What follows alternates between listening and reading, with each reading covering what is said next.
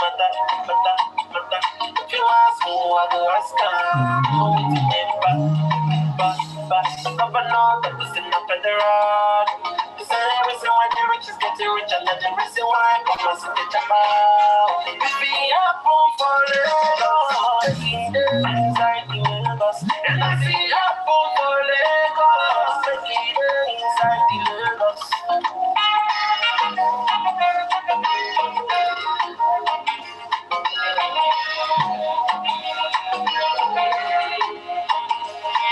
You don't know, you never know best. You know shiny eyes, you never see sun. You never party vehicle, you never do noise. Government in Ayawa, they don't do noise.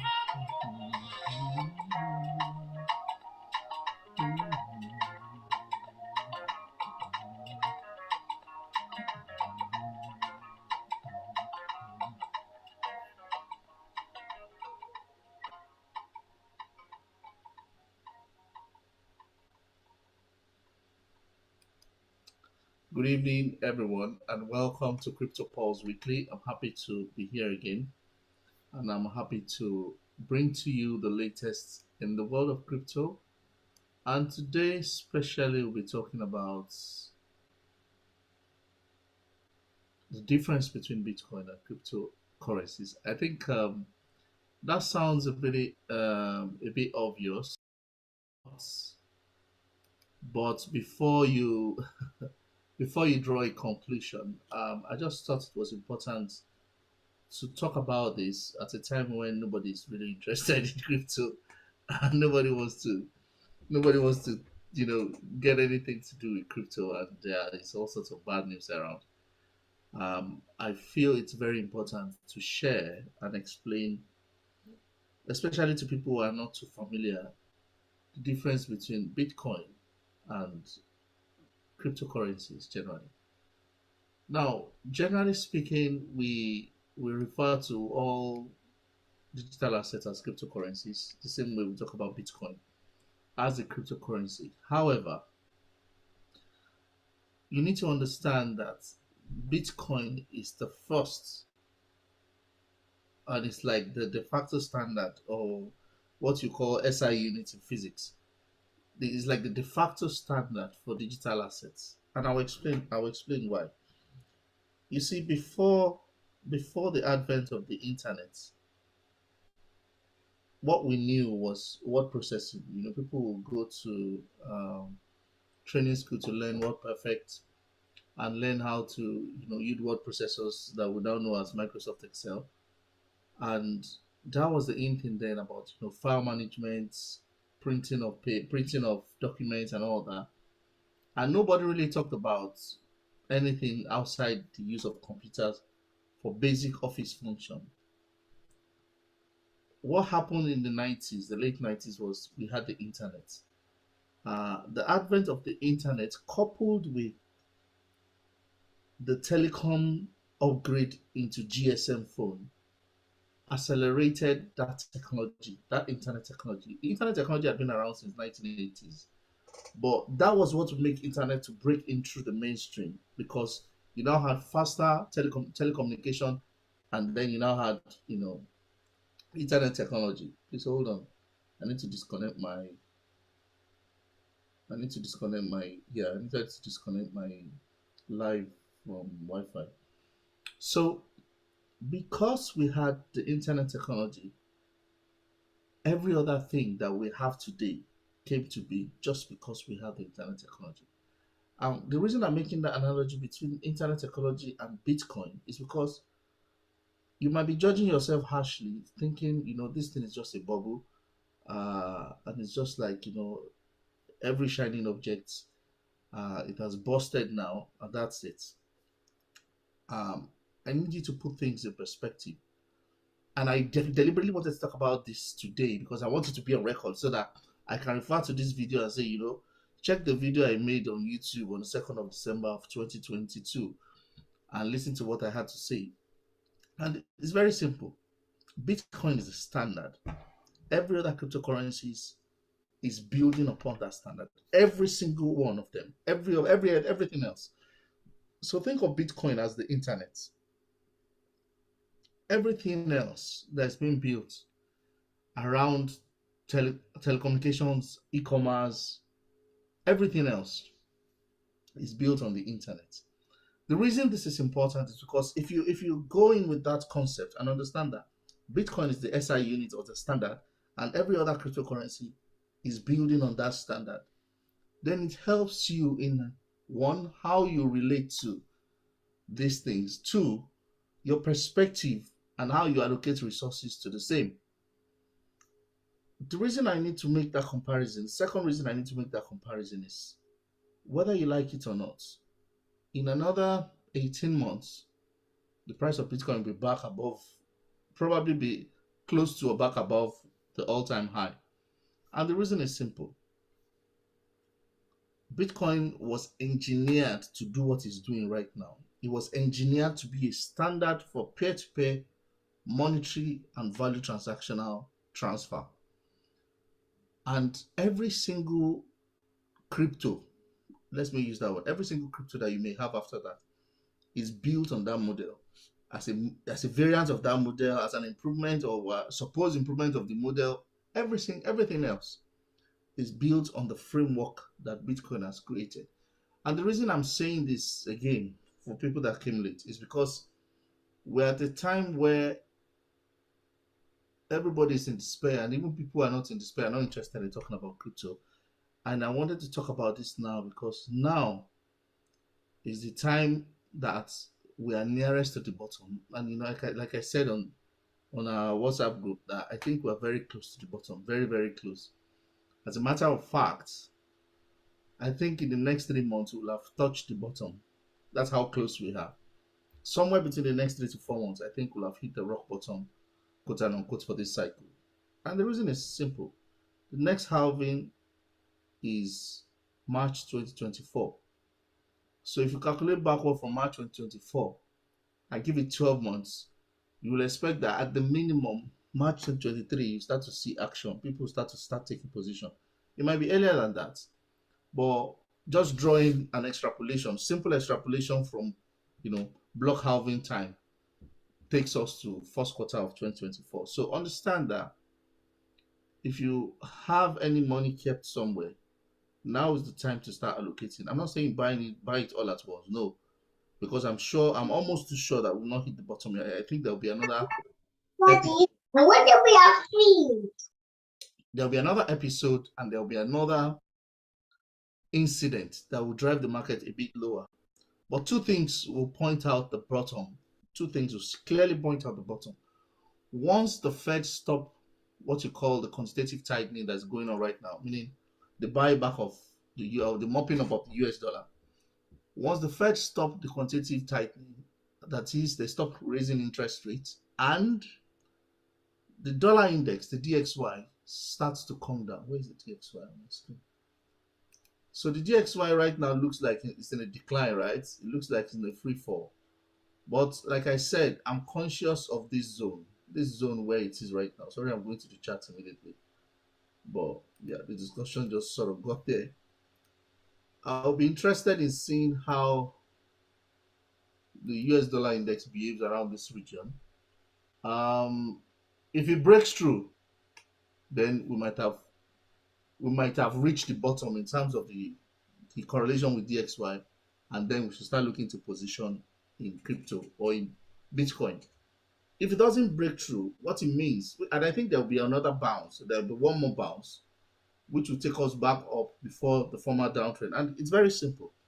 And you can query the logic of my reasoning, but I'll explain my reasoning is very logical and very straightforward. One, the next halving is in March 2024. If you bring that back 12 months before, it takes you to March, April 2023. That leaves you 12 months to halving. 12 months to halving, usually the market starts to pick up. Whichever way, the market starts to pick up. Two, and it's funny because I don't like to allude to, but it almost looks like a conspiracy, because think about it. By the time it's 12 months to Bitcoin halving, the Fed will either have stopped rate hike completely or will be applying the last rate hike. Based on what the Fed said this week, what they're saying is we think the result is good enough. We're still going to do one more. After we do one more, we'll look at what happens. So if they do the rate hike in December, which is likely to be between 50 to 75 basis points, once they apply that and they see that the market is showing, I mean, the what's called economies are showing signs of contraction, definitely they would have to stop quantitative tightening, because what it means is that inflation is completely beaten to submission. That's exactly what it means. If they do that, automatically that takes us to um, beginning of Q2 of 2024 and 2023. So if you juxtapose that fundamental with what I'm telling you in terms of Bitcoin halving, then with the DXY chart that is on the screen, it is invariable that next 3 to 4 months, meaning January, February, March, April 2023, somewhere between those 3 4 months is the bottom of this cycle. Confirmed, like I can bet anything on it. Somebody was saying he wanted to know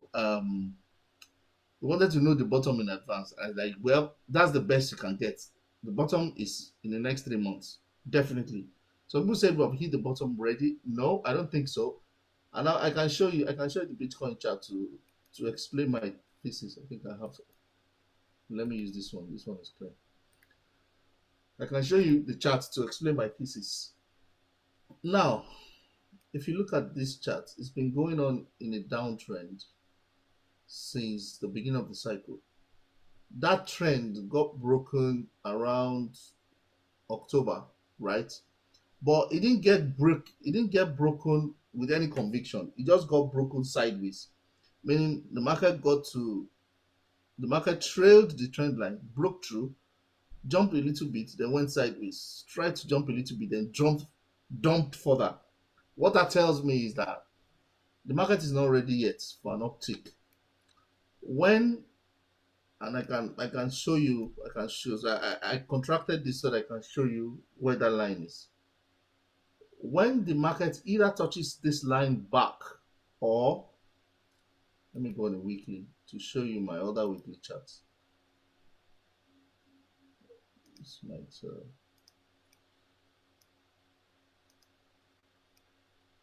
so this is a weekly charts.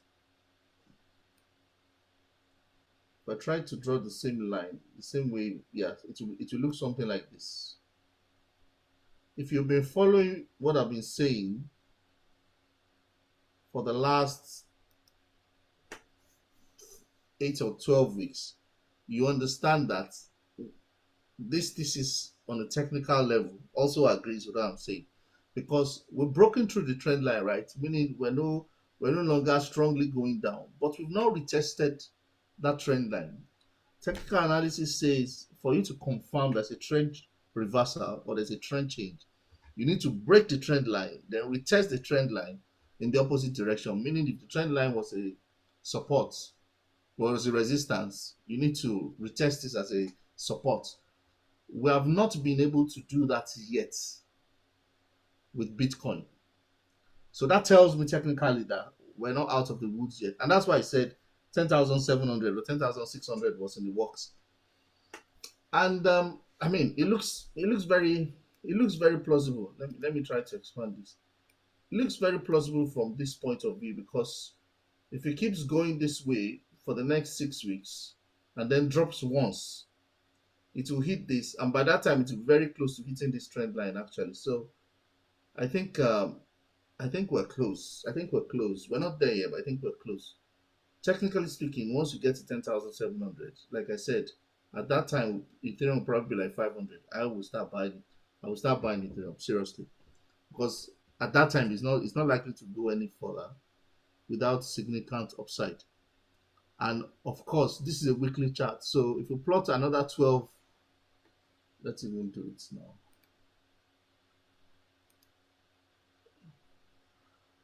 16, another 12 weeks. It takes us to March. That's assuming that the downtrend continues in a straight, trajectory downwards. It takes us to March. So whichever way, by the time we're at 10,007, is it 10,007? So we draw this field. Yeah, 10,005. By the time we're at 10,005, yes, we're technically at the bottom of the cycle. At that point in time, I don't think anything on the downside is high risk level. Like you can't short, like nobody should be shorting the market at that point, because at that point you are at the same level we were before. I don't think it was before the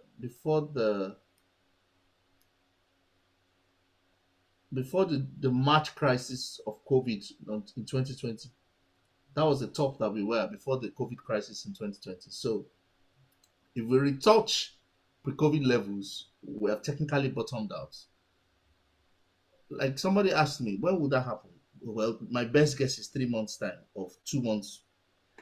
Okay, if you want me to really really narrow down, I'll say 2 months, 2 months to 4 months time.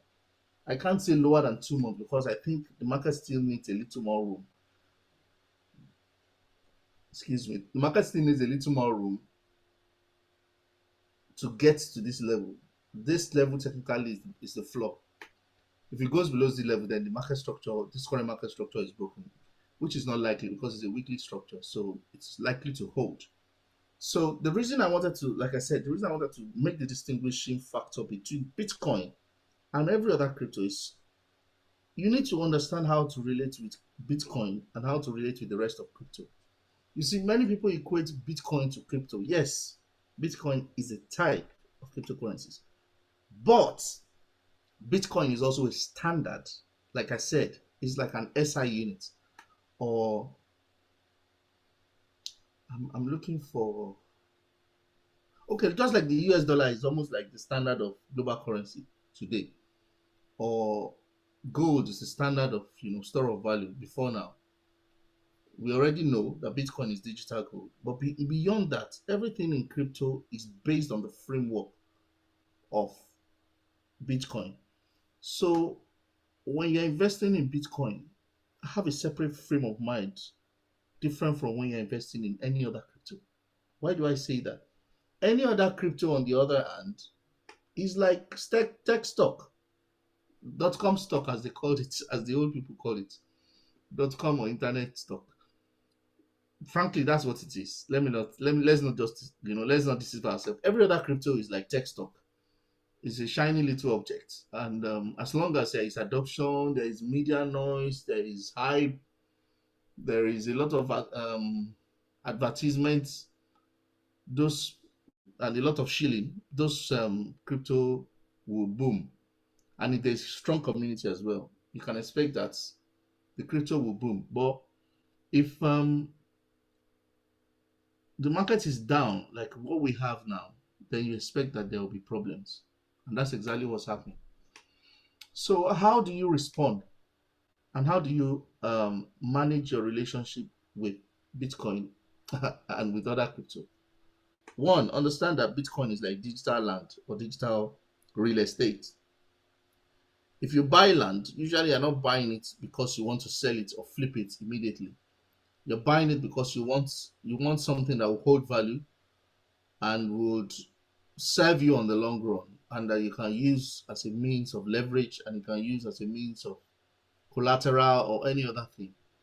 So I want you to have that kind of relationship and mindset with Bitcoin. I'm specifically saying Bitcoin, not Bitcoin Cash, not Bitcoin SV. No, Bitcoin. The reason I'm saying that is because, which is my last reason, Bitcoin will eventually become a global collateral. I believe strongly that some central banks are beginning to accumulate Bitcoin. That's outside El Salvador. I believe some are secretly accumulating Bitcoin right now.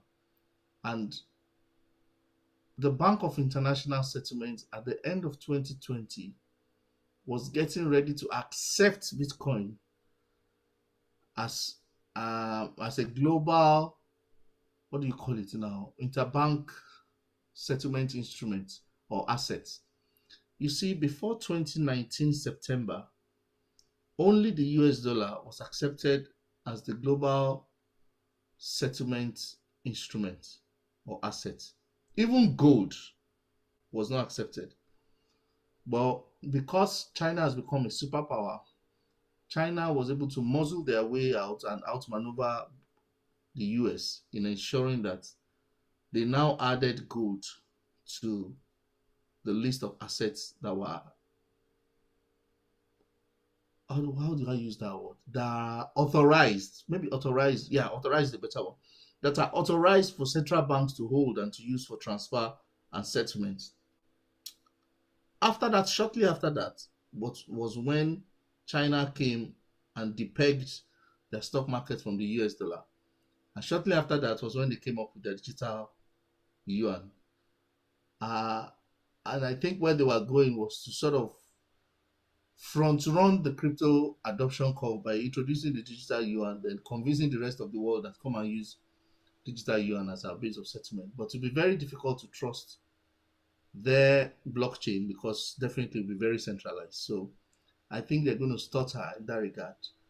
But on the flip side, what's going to happen is one of these European countries or the Western countries are going to launch central bank digital currency sometimes 2023, 2024. It will change a lot of things. A lot of things will change. Some things will not change, but a lot of things will change. Many of the cryptos you have today, you may not be able to use them or trade them anymore. Bitcoin will stay on its own because the people that are real holders of Bitcoin, they just kept it. Most holders just kept it in their wallet. Like you're buying that. It's like, imagine Warren Buffett buying equities or buying stock. He doesn't sell. He just buys and holds. 20 years, he's still holding. So most of the long-term wallets still have their Bitcoin intact. It has not moved in the last 12 months. So that tells us that the long-term holders are not selling their Bitcoin. They're holding it. And if they're holding it, it means that adoption will only grow. Even when the world government start to shift to central bank digital currency and trying to put embargoes on cryptos and other cryptocurrencies and digital assets, it will still be difficult because there is no founder for Bitcoin. You can't arrest Satoshi. Nobody knows who Satoshi is. So you can't put an embargo of Bitcoin as long as people have internet. Bitcoin is, and as long as, in fact, you know that if the earth were to be destroyed today by, mutual, what do you call that thing? Mutual assured destruction, meaning there's a nuclear war and everybody start blasting everybody, and we happen to blow out the whole world, Bitcoin will still be propagating because there's a mining node of Bitcoin that was sent into space with a satellite. So as long as that node is active, Bitcoin can never fail. So it's funny, but it's that complex and it's that sophisticated that you have a monetary system that no government can stop, and even the implosion of the world will not stop it.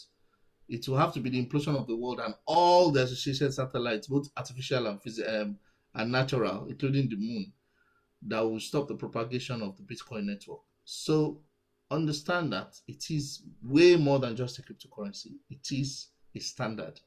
And as a result, balance your investment in investing in a standard versus investing in a shiny tech stock. Will the shiny tech stock make you more money than Bitcoin?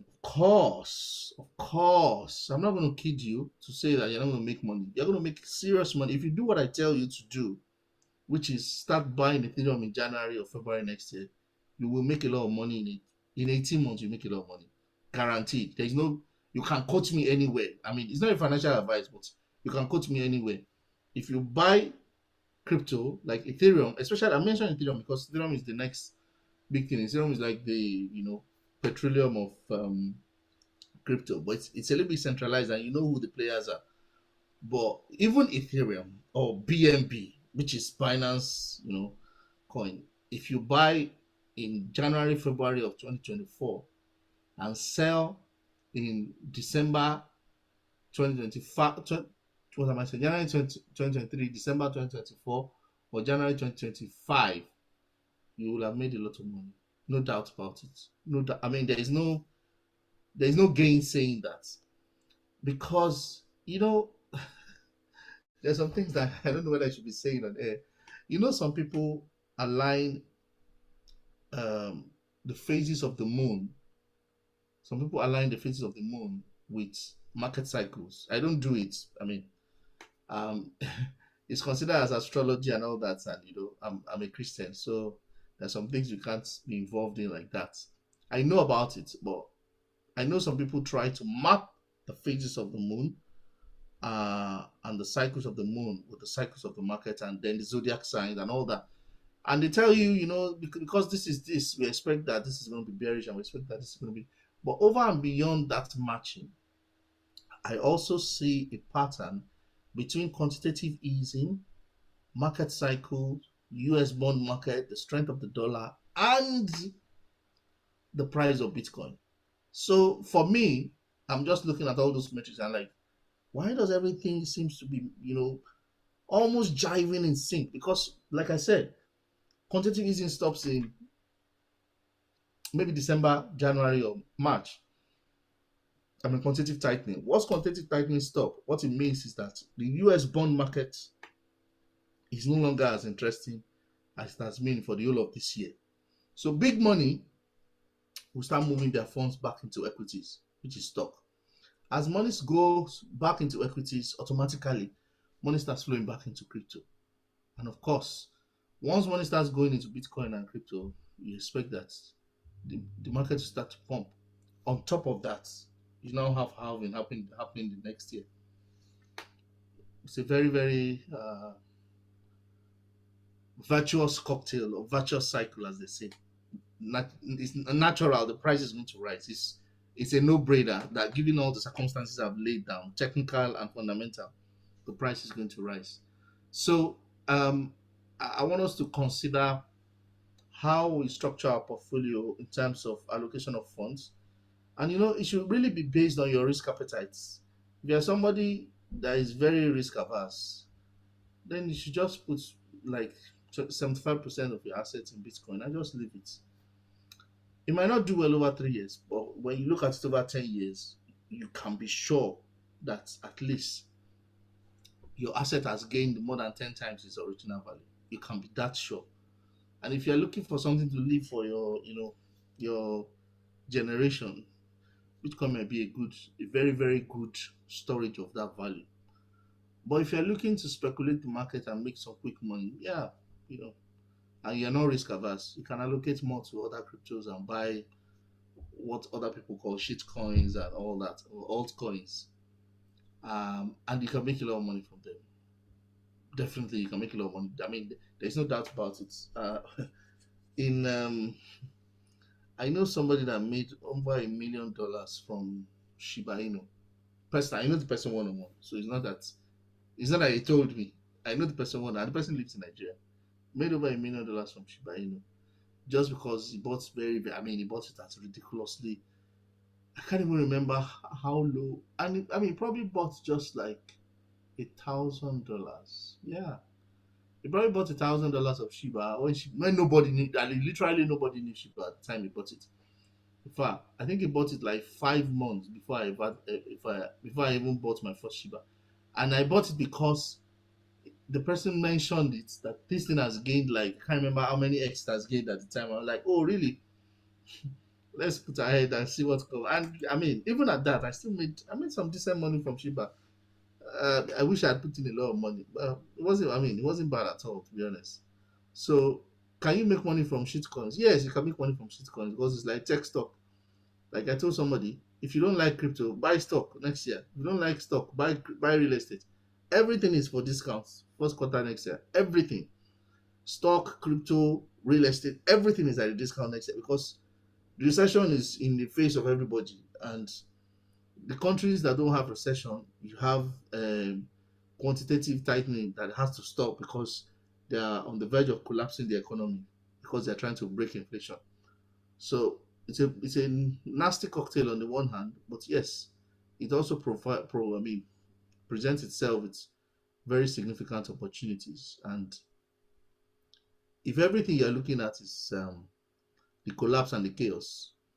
That's the only thing you see. But if what you're looking at is the opportunities, immediately you begin to see the opportunities that are about to play out in the markets over the next 4 months. That's all I wanted to share today. I don't want to take more than 30 minutes. I'm taking more than 30 minutes already. That's all I wanted to share today, just to explain to us that we need to understand that Bitcoin is separate from crypto. So it might help to break your portfolio into two and see which one is going to Bitcoin and which one is going into the rest of crypto. Because the rest of crypto, like I said, is like investing in Nasdaq or investing in tech stock. And you can expect the same, even maybe better returns than Nasdaq and tech stock, but it's short-lived. If you are looking for short-term investment, well, not short-term, medium-term, which is 6 months to 18 months, then yeah, put your money in altcoins. But if you are thinking long-term and you want something that's you want to hold for a long period, then just go for Bitcoin. Having said that, I think next week I'll talk about wallet. I know I've talked about wallet before. I'll talk about it again next week, right? Because I think it's important that people organize their crypto portfolio in a way, one, that they don't expose themselves to security risk and the risk of theft and loss. Two, that well, maybe it's just me that's I have OCD about things. I don't think it's OCD. It's just a methodology of working.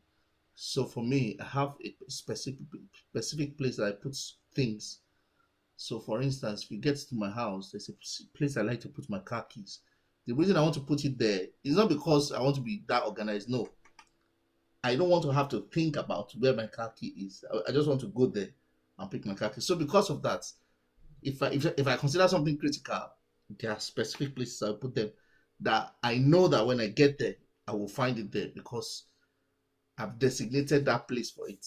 So it might mean some organization and some structure, but just for me, it's just that it helps me to access what I want when I need it. So in the same way, it might help to plan how you are going to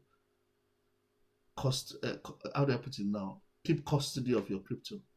I mean, there's still going to be more scandals around exchanges and what's it called?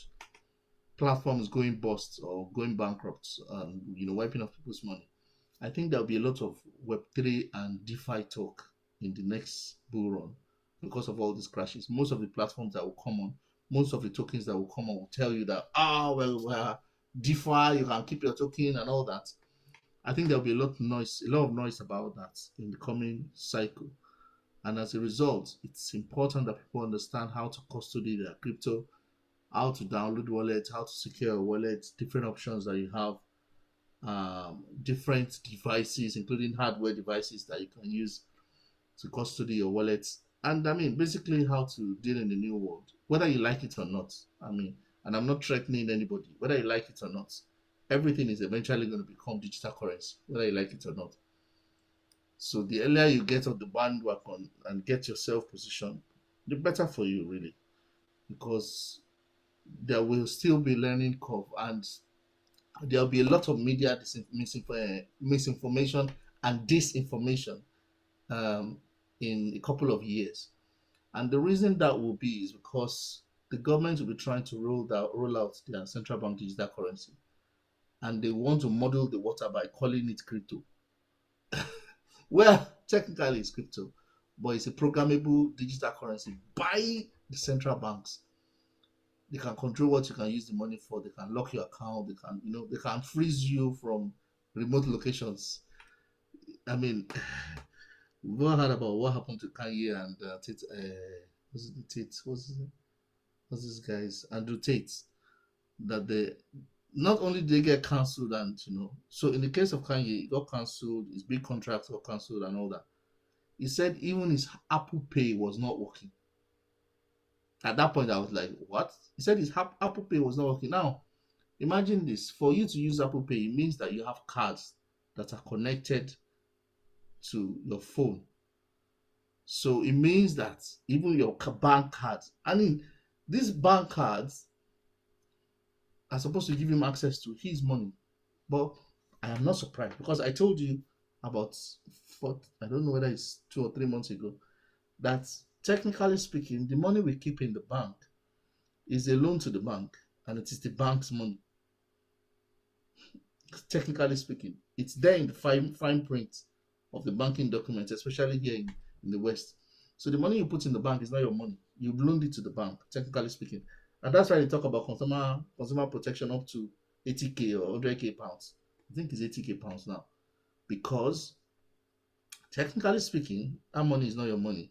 Once you've given it to the bank, you've loaned it to them. So if they don't pay it back, just a creditor situation, and they have covering by the government. The government can cover them some part of your money. If it's more than 80k, they'll give you 80k. Whether you have 1 million or 5 million, they'll give you 80k. Secondly, the paper itself does not belong to you. The paper itself belongs to whoever's name is written on it.